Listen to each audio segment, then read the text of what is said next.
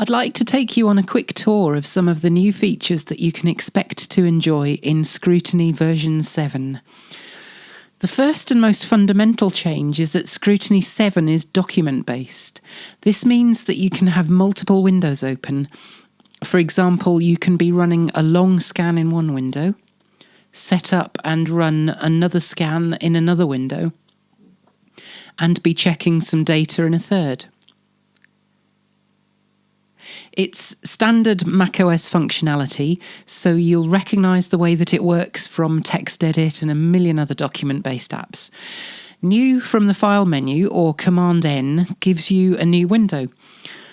After you quit, the next time you start Scrutiny, the same windows will open up.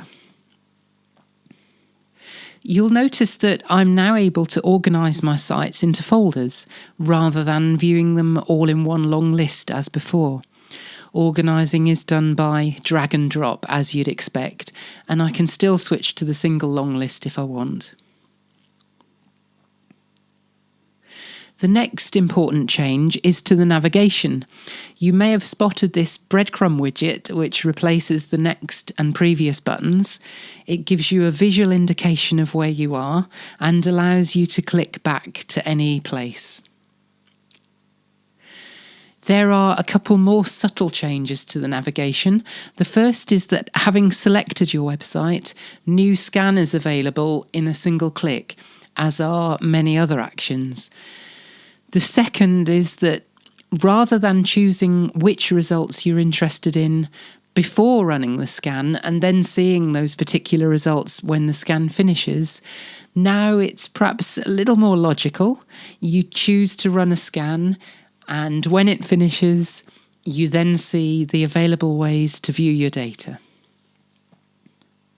You may have noticed that alongside New Scan, Scrutiny has been offering to show me saved data.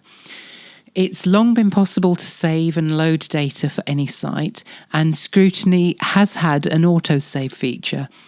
But autosave has been limited to the one site that you're working on. It just meant that your data was still there in Scrutiny's single window if you quit and restart.